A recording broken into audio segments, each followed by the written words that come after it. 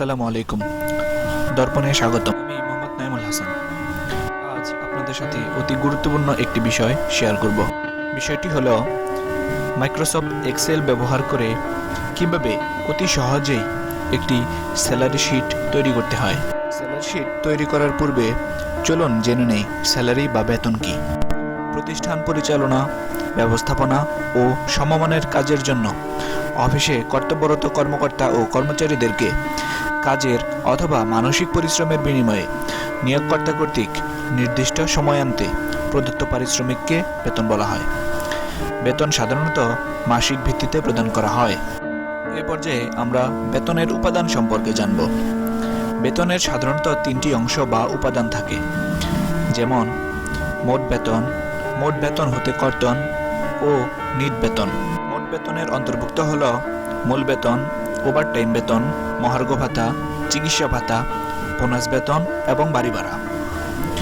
মোট বেতন হতে কর্তনের মধ্যে অন্তর্ভুক্ত হল অগ্রিম বেতন, প্রভিডেন্ট ফান্ড, গৃহ নির্মাণ ঋণ কিস্তি, কল্যাণ তহবিল, যৌথ বীমা, ডাক জীবন বীমা।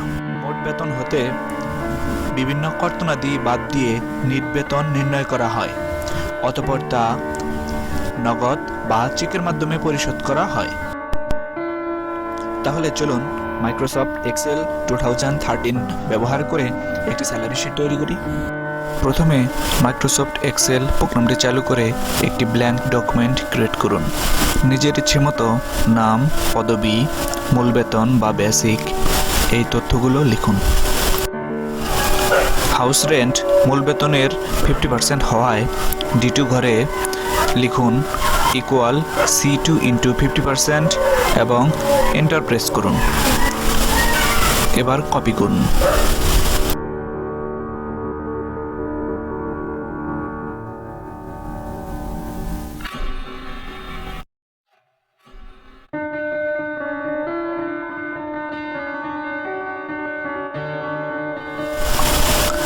চিকিৎসা ভাতা মূল বেতনের 20% হওয়ায় আগের মতোই লিখে এন্টার প্রেস করুন এবং কপি করুন।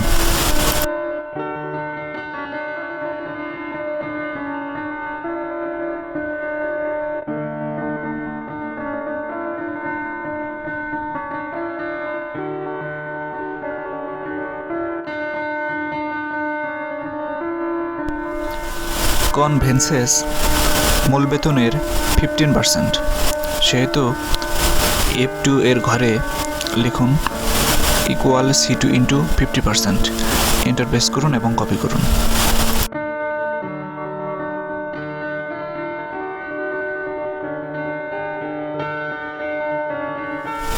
আদার্স বেসিক স্যালারির 5%, সেহেতু G2 এর ঘরে লিখুন equal C2 into 5%, enter press করে কপি করুন।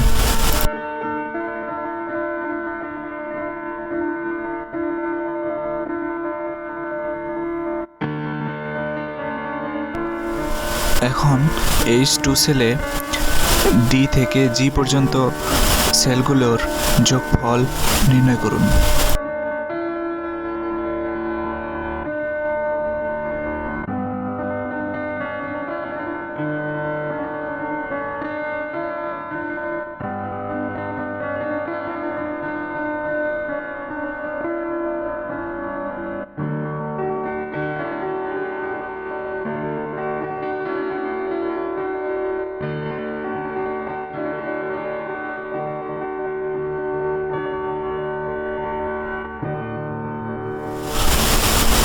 গ্রস স্যালারি বের করার জন্য C2 ও H2 যোগ করি।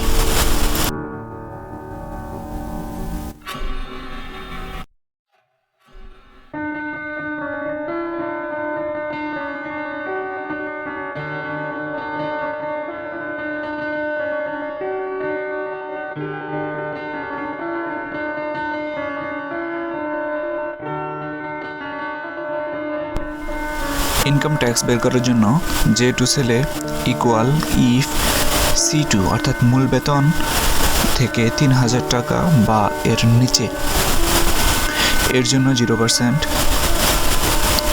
4500 টাকা এর নিচে হলে 2%, 6,000 টাকার নিচে হলে 4%, 7,500 টাকার নিচে হলে 6% এবং 7,500 টাকা বা তার থেকেও বেশি হলে 8% হারে ইনকাম ট্যাক্স প্রদান করতে হবে। এজন্য এই সূত্রটি লিখুন।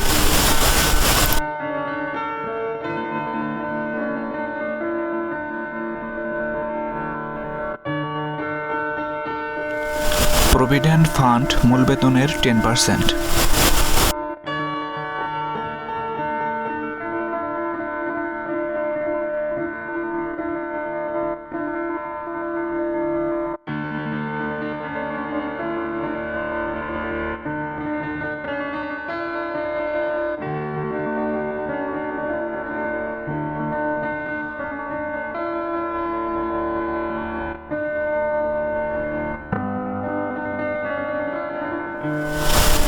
এবার L2 সেলে ইনকাম ট্যাক্স এবং প্রভিডেন্ট ফান্ডের যোগফল বের করুন।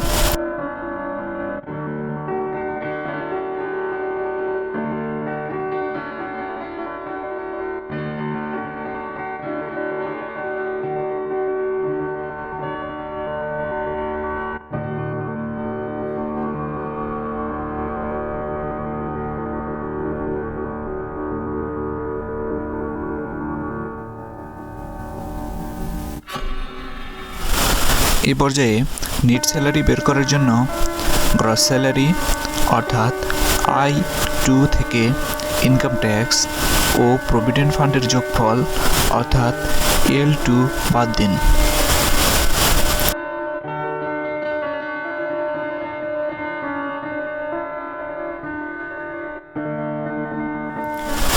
এভাবেই আমরা একটি স্যালারি শিট তৈরি করতে পারবো এবং তা প্রয়োজন মতো প্রিন্ট ও অন্যান্য কাজে ব্যবহার করতে পারবো।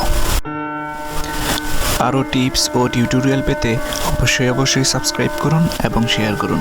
ধন্যবাদ সবাইকে। আল্লাহ হাফেজ।